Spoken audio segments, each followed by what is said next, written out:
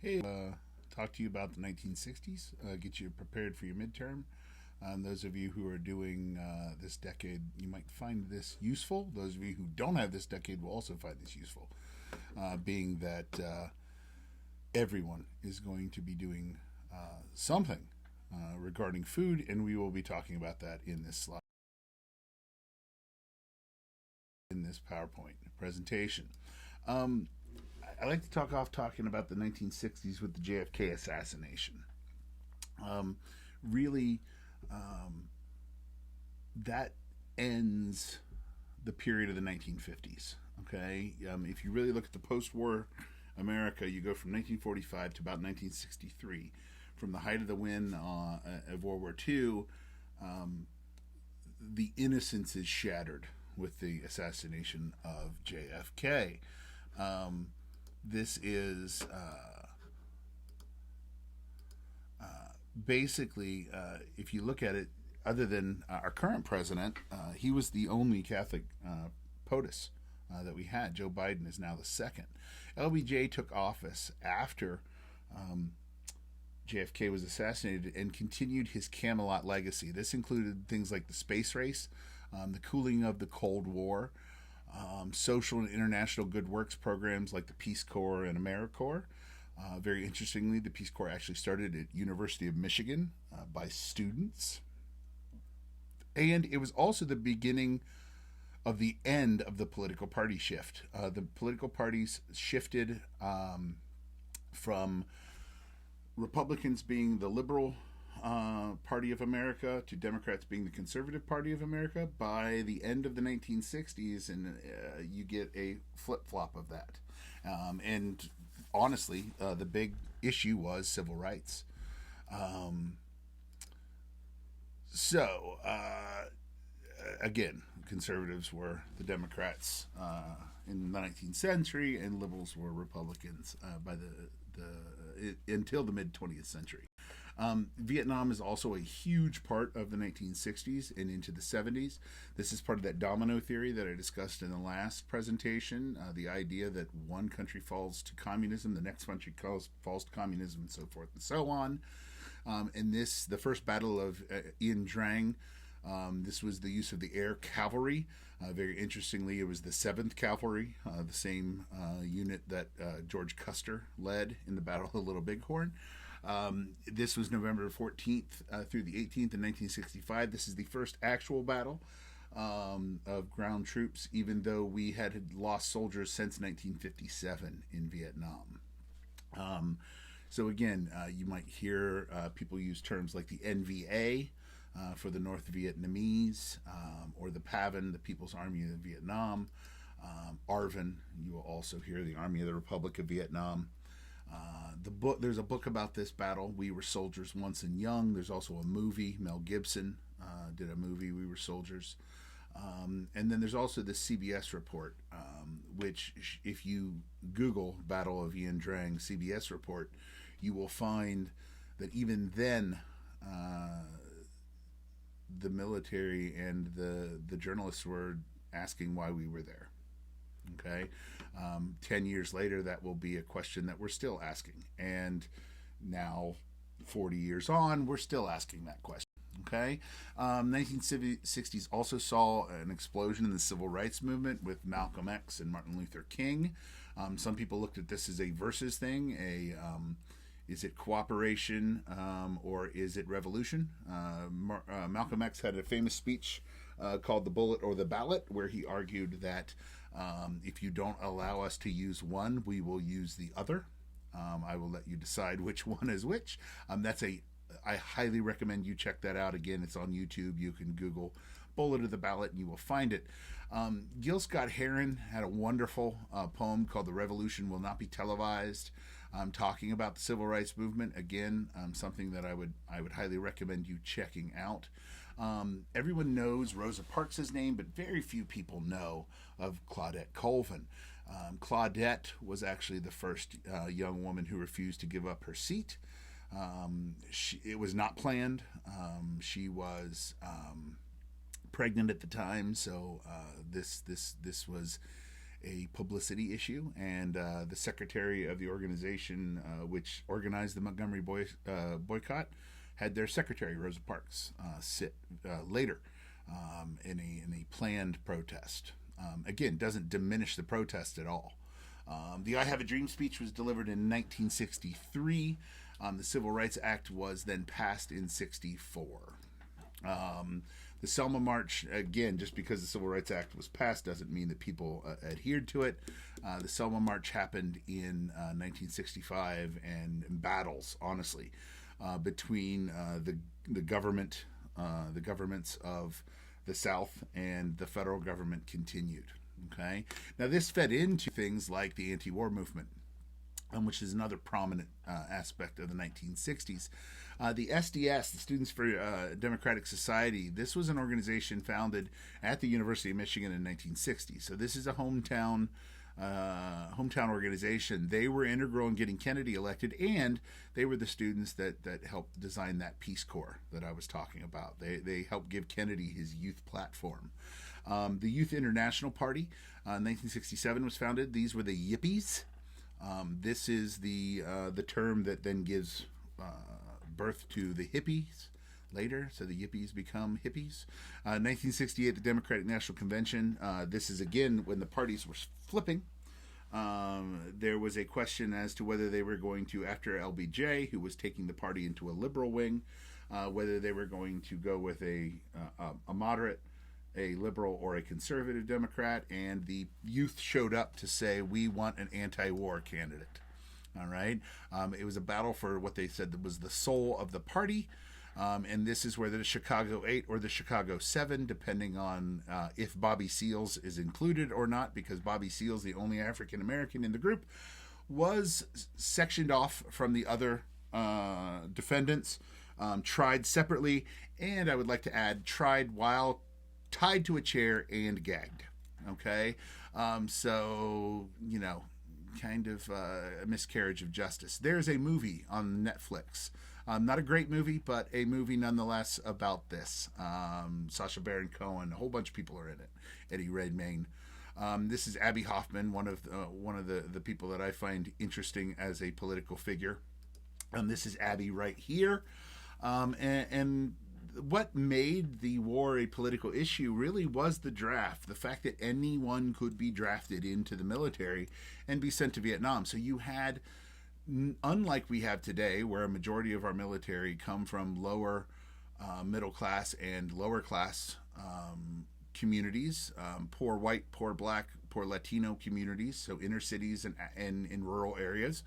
Back then, anyone, as long as you weren't a college student or had a medical deferment, basically uber wealthy, you pretty much were drafted or had the potential to be drafted. So this made this a dinner table issue for America. Okay, the war came home. Very interestingly, Abby Hoffman's shirt here, we see this a lot at political rallies now. This was considered offensive and abhorrent in the 60s. This was actually something that he was beaten for, turning an American flag into a shirt. Even though we see people wearing that, donning those with pride now, and you can buy a shirt exactly like that at Bass Pro Shop. So, kind of interesting how times change. This is a classic scene from the 60s of, military soldiers, MPs, and students armed with nothing but flowers. This happens at Kent State. We'll talk about that when we get to the 1970s. But minutes before the students at Kent State were shot, they were putting daisies in the ends of the rifles. Okay. Here is Pegasus. This is the pig that Abby Hoffman ran as the 1968 Democratic presidential nominee. He said, if they're all going to be pigs, we might as well run a pig. Abby Hoffman was very interesting. He's played by Sacha Baron Cohen, the guy who played Borat and whatnot in the movie on Netflix. Culture, TV becomes a huge part of culture as well. And so you see shows like, Lucille Ball's show Bewitched, Gilligan's Island, but you also see shows that don't just look back like the Andy Griffith Show, but look forward, like Star Trek. And even though a lot of people might laugh at this, Star Trek had a huge social impact on medical breakthroughs, on engineering breakthroughs, but even on things like race relations. When Nichelle, the woman who plays Lieutenant Uhura, was going to quit her job, she got a personal phone call from Martin Luther King telling her that she needed to stay on the job because young black people needed to see an officer, a Starfleet officer, on the bridge of a ship in a leadership role. Okay? Because she was a lieutenant. So any way you slice it, she was an officer. That was a big deal. And like my father says, who was a baby boomer who grew up in this era, that show gave us hope for what the world could be. And very interestingly, we have things today like the CAT scan and the cell phone because of Star Trek. Okay. You also saw the rise of kind of auteur cinema with movies like this is Gregory Peck over here on the left, and To Kill a Mockingbird. Movies like The Graduate. Down here in the bottom left is Space Odyssey by Stanley Kubrick. Dr. Strangelove, another one by Stanley Kubrick. Easy Rider, Mary Poppins, Breakfast at Tiffany's, and the wonderful spaghetti westerns. James Bond also becomes extremely popular in the 1960s as the world gets a little smaller. Okay, and this was largely because of international travel and airplane travel. The world did get smaller, and then you also saw these kind of 1960s takes on World War II. So we got a lot of nostalgia films start to pop up about World War II, mainly because of when you look at Korea and Vietnam, those wars were not as clean cut as World War II. You also had a rise of counterculture in the 1960s. We talked about beatniks in the 50s, but by the time we get to the 60s, we're looking at a full-on counterculture, a large movement that is trying to offer an alternative to the mainstream culture. This culminates with, obviously, Woodstock in 1969. But in San Francisco, at the Haight-Ashbury region of San Francisco, this was another hub of the countercultural movement. A theater, auditorium, Fillmore West. There was also a Fillmore East. This was a place where young people came to explore the music, but also explore the politics and the culture of the counterculture, with bands like the Grateful Dead, Janis Joplin's band, Jefferson Airplane, and people like Ken Kesey and Timothy Leary, a doctor from the Harvard Psilocybin Project. And these are some things about Leary here. They really worked to popularize this counterculture. Okay, one of the big self-help books of the 1960s and 70s was Ram Dass's "Be Here Now," which was all about being present in the moment, and things like this. And one of the ways in which Timothy Leary and Ken Kesey argued you could do that was to take psilocybin mushrooms or LSD. And that was one way that you could open your consciousness. And as he would say, turn on, tune in, and drop out. Okay. And the idea was, again, that you can't change the world, so don't be a part of it. Okay. This is a Joshua Light show. Those became very popular in the 1960s. They were designed by artist Joshua White. Okay. And again, this is a rejection of culture rather than a reform of culture. Okay. This is Wavy Gravy. That's Ken Kesey. Sorry. And this is Timothy Leary. Wavy Gravy's coming up here. It just threw me for a loop. This is the further bus that Timothy Leary, or that Ken Kesey used with his Merry Pranksters. This is Wavy Gravy, the cosmic clown, who has his own Ben and Jerry's flavor. This is Woodstock. What was supposed to be a small concert turned into a huge thing, and then basically became a concert that identified and defined a generation. This is the Haight-Ashbury region of San Francisco, and this is the house that was the kind of flop house for all of the great bands of the 60s. Jefferson Airplane, as I said, Grateful Dead. Anybody who came through San Francisco went through this house at one time or another. 1610 or 610 Haight is the address. And then also the commune movement became very popular in the 60s. Now, all of this worked as a counter to the 1950s, okay? So when we think about the 60s into the 70s, you really have to think of that as almost as culture pushing back against what was. You will see that. You see that even now, right? People are saying, well, what happened in the last, 4 years was a pushback against what happened in the previous 4. And, what's happening now is a pushback against what has happened, in the last 100 or whatever, okay? When you look at even something like our current political and civil rights movements, they are responses to things that have happened, right? That's how we as humans work. We observe, we experience, we learn, and then we adapt and hopefully change. The problem is we often then find ourselves going back to the same old ideas rather than to new ideas, okay? And that's where these hippies really saw the idea that you could open yourself up to new ideas, all right? Now, by the time we get to the 80s, a lot of these guys are running Wall Street and, chopping up companies and making the almighty dollar god. But when they were young, they had that hope, and they it just didn't kindle. And a lot of people will say it wasn't allowed to. That there were things like the FBI and COINTELPRO that were used to set off the counterculture and the anti-war movement. And if you haven't read into that, I would highly ask that you check that out. There are lots of ways, even if you look at the new film Judas and the Black Messiah, you see the ways in which the Department of Justice worked to undermine the countercultural movement.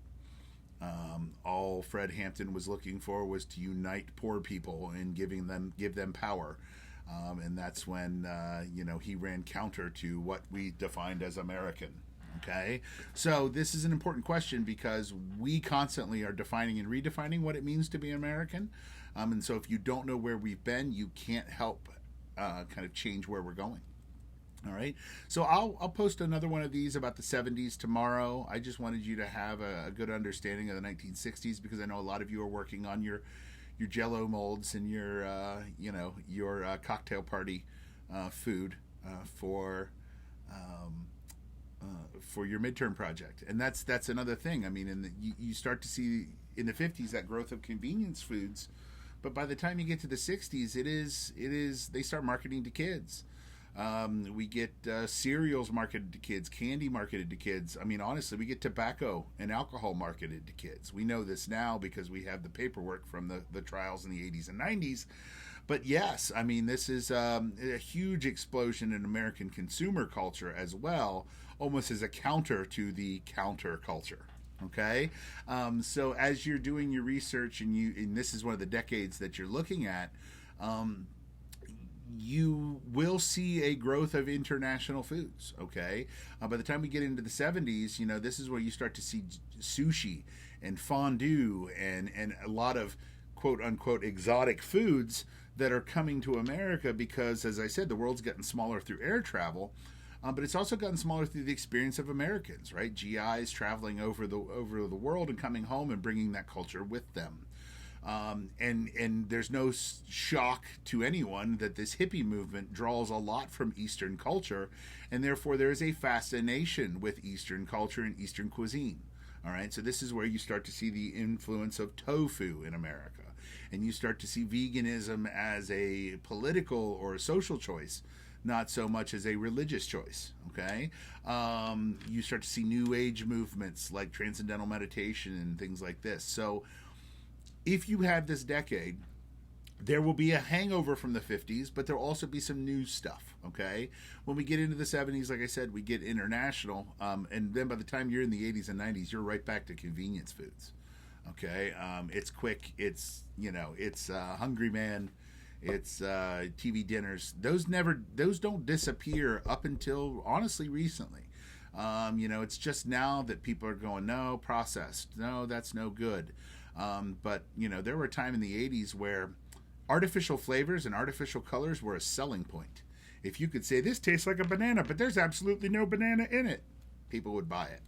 So again, if you have questions, feel free to post them. I'll be posting a 1970s video tomorrow. So if you have any questions about your midterm, please send those to. I will post a video about that if there are enough questions. Okay? Have a good one.